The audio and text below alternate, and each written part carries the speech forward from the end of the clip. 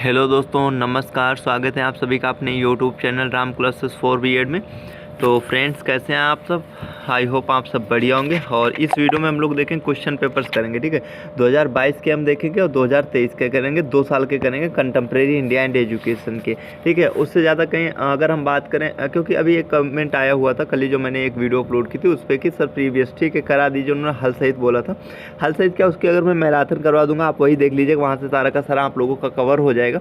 But अगर आप चीज़ बता रहे हैं ना, तो पेपर को सिर्फ देख लीजिएगा, बाकी जो मैं आप लोगों को इंपॉर्टेंट क्वेश्चन बता रहा हूँ बताऊंगा, राइट है। अभी मतलब ये वीडियो अपलोड हो रही है, उसके जस्ट आप देखेंगे 10 मिनट बाद, मतलब ठीक है, आपको एक वीडियो देखने को मिलेगी इंपॉर्टेंट क्वेश्चन की। आप उस वीडियो को देखिएगा, उस वीडियो को मतलब देखने के बाद मतलब वही आप क्वेश्चन तैयार कीजिएगा। बाकी कुछ आप लोगों को तैयार करने की कोई ज़रूरत नहीं है, सारा का सारा पेपर वहाँ से आप लोगों को देखने को मिल जाएगा, राइट। 27 को आपका जो इसका पेपर्स लगा, आप लोग देखिएगा, पूरा वहीं से पेपर देखने को मिलेगा, तो उस वीडियो को आप लोग जरूर देख लीजिएगा, राइट है। बट यहाँ पे मैं इसमें प्रीवियस करवा रहा हूँ, ये PDF वगैरह आप लोगों को इसकी टेलीग्राम पे मिल जाएगी। जो बच्चे नए जुड़ रहे हैं वो लोग टेलीग्राम ग्रुप भी ज्वाइन कर लेना, वहाँ पे सर्च कर लेना Ram classes for B Ed. Otherwise Telegram group link description box में मिल जाएगी।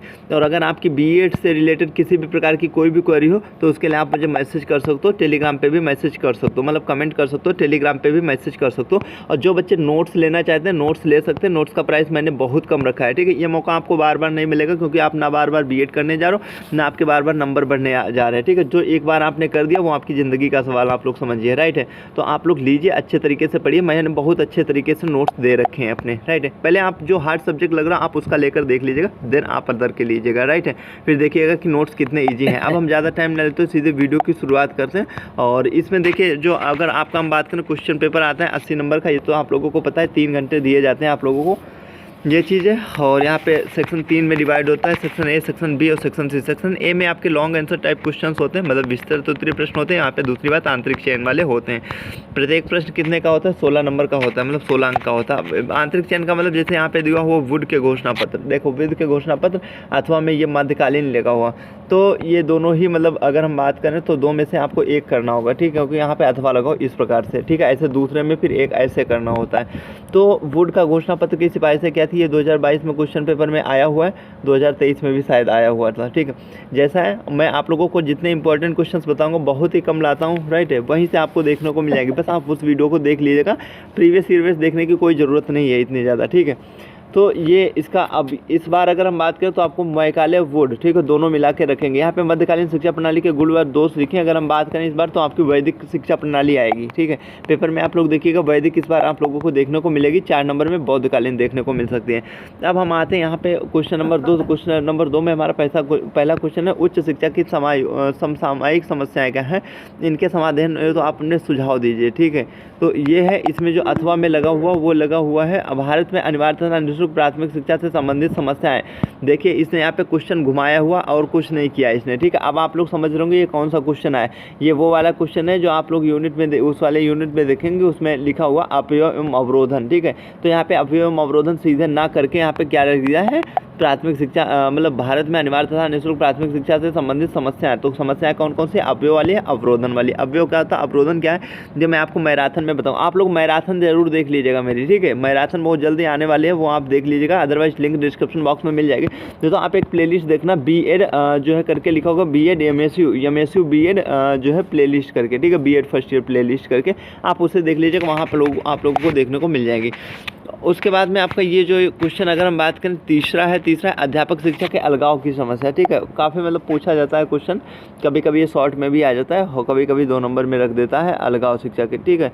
तो वो एग्जामिनर पे डिपेंड करता है कैसे रखना, बट आपको पूरा अच्छे तरीके से तैयार करना। उसके बाद में गुणात्मक विकास में NCTE, ठीक है, NCTE डाइट हो गया आपका, NCERT हो गया, NCFT हो गया, CIFT हो गया, ठीक है।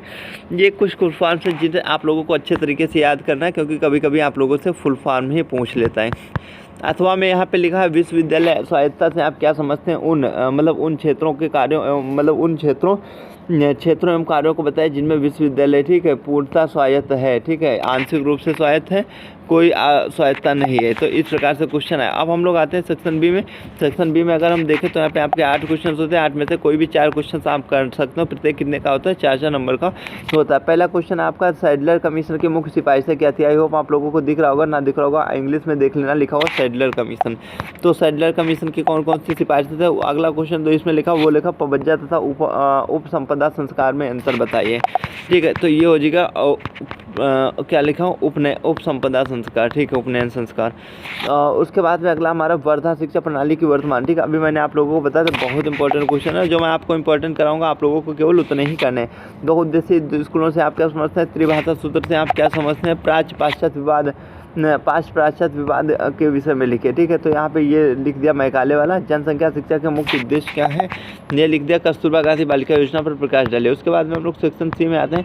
सेक्शन सी में देखिए यहाँ पे 10 क्वेश्चन होते हैं। 10 में से आपको 8 करने होते हैं। आप कोई भी 8 कर सकते हो। जिसमें आपका पहला क्वेश्चन है शिमला सम्मेलन कब हुआ था? 1901 में। ठीक है, तो सर्व शिक्षा अभियान, तो सर्व शिक्षा अभियान जिसके बारे में पूछा गया लिख देना। 10+2+ शिक्षा योजना क्या है? इस बार लिख देना 5+3+3+4 वाली। ठीक है, वो वाली आ सकती है आप लोगों को, मतलब NEP 2020।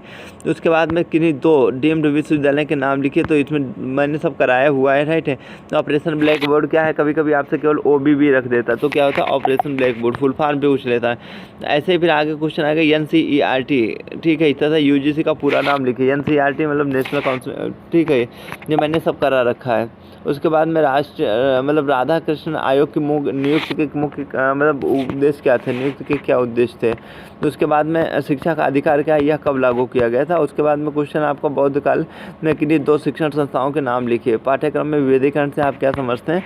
तो ये थे किसने? 2022 के। अब हम लोग देखते हैं 2023 के। ठीक है, तो हम लोग यहाँ पे आ जाते हैं। यह है 2023 का आपका क्वेश्चन पेपर। और अगर हम 2023 की बात करें तो देखो इसमें जो पहला क्वेश्चन आया हुआ है, ठीक है, ये तो आप लोगों को तो पता ही है, ऊपर बता दिया। पहला क्वेश्चन यहाँ पे आया हुआ है बौद्ध काल। ठीक, मतलब बौद्ध शिक्षक है अनेक जो है बातों में वैदिक कालीन, मतलब दोनों आप लोग देख रहे हैं, तो दोनों में भी इस बार पूछ सकता है मुस्लिम और वैदिक आप लोगों से। उसके बाद में राष्ट्रीय शिक्षा नीति 1986, राष्ट्रीय शिक्षा नीति 1968 की कहाँ तक मतलब स्पेसिफिक उसको लिखना है आप लोगों को। उसके बाद का अगर हम बात करें, जो क्वेश्चन नंबर दूसरा वुड के घोषणा पत्र का भारतीय शिक्षा पर महाधिकार पत्र विश्लेषण कीजिए। देखो वुड आप लोगों का लगातार जो है पूछा जा रहा है। ठीक है, उसके बाद में अगर हम बात करें तो हमारी शिक्षा प्रणाली में हमारी माध्यमिक जो है शिक्षा सबसे निर्मित है, उसमें तत्काल सुधार की आवश्यकता है। योग्य विश्वविद्यालय स्वायत्ता रिपीट हुआ है क्वेश्चन, राइट है। उसके बाद में अगर हम आए तो यहाँ पे देख लेते हैं ये अवयव अवरोधन में क्या अंतर है। अब प्राथमिक शिक्षा में अवरोधन के कारण देखिए ये घुमा फिरा के 2022 में भी पूछा गया था, 23 में आपसे क्वेश्चन फिर से पूछा गया है, राइट है। तो बस उन्होंने क्या थोड़ा सा तरीका बदला, अभी मैंने आप लोगों को बताया था। ठीक है, अब उसके बाद में हम लोग देखते हैं यहाँ पे सेक्शन सी में आते हैं, सेक्शन बी में आपके 8 क्वेश्चन होते हैं, कोई 4 क्वेश्चन करने होते हैं आप लोगों को। पहला अध्यापक में देखो मैंने बताया था लॉन्ग शॉर्ट में आ जाता है, यहाँ पे आप लोगों से शॉर्ट में रख दिया है। उसके बाद में दूसरा क्वेश्चन बात करें तो मुस्लिम शिक्षा के 2 उद्देश्य हो गया आप लोगों का। अगला क्वेश्चन अगर बात करें तो आपका निस्संदन सिद्धांत का सिद्धांत हो गया। और उसके बाद में बेसिक शिक्षा के उद्देश्य हो गया। NCERT के जो है मतलब कार्य तथा योगदान हो गया। त्रिभाषा सूत्र हो गया। हदायत पर टिप्पणी लिखने को बोल दिया गया। उसके बाद में क्या आप जो है क्या आप निजीकरण गुणवत्ता बनाए रखने के सहायक हैं, तो टिप्पणी लिखिए। उसके बाद में आपको सेक्शन सी की बात करें तो सेक्शन सी में आपके 10 क्वेश्चन होते हैं, 10 में से 8 करने होते हैं। आप कोई भी 8 क्वेश्चन कर सकते हो। पहला क्वेश्चन आप लोगों का इसमें जो है मतलब सर्व शिक्षा अभियान क्या है। दूसरा आप लोगों का निःशुल्क भारतीय शिक्षा किस संविधान मतलब संविधान के किस अनुच्छेद से संबंधित है। माध्यमिक शिक्षा आयोग के अध्यक्ष कौन थे, तो बताइए माध्यमिक शिक्षा आयोग का दूसरा नाम आप लोग। ठीक है, और मैं आप लोगों को कराऊंगा बताऊंगा सब अच्छे तरीके से, कभी भूलोगे नहीं। 2 विश्वविद्यालय के नाम लिखे, ठीक है, ये इसका फुल फॉर्म हो गया NCERT हो गया, UGC हो गया। उसके बाद उपनयन संस्कार क्या, कलकत्ता विश्वविद्यालय के आयोग का मूल्यांकन कीजिए। उसके बाद में ये क्वेश्चन आप लोग देख लेंगे। ठीक है, यहाँ पे लिखा भारत में सर्वप्रथम विश्वविद्यालयों की स्थापना का श्रेय। ठीक है, तो ये थी आज की छोटी सी वीडियो। आई होप आप लोगों को अच्छी लगी होगी। तो जल्द ही मिलते हैं अगले वीडियो में। आप लोगों के लिए अब इंपॉर्टेंट क्वेश्चन की वीडियो आ रही है, आप लोग उससे देख लीजिएगा, पूरे क्वेश्चन वहीं से देखने को मिलेंगे। तो जल्द ही मिलते हैं अगले वीडियो में। वीडियो देखने के लिए आप सभी का दिल से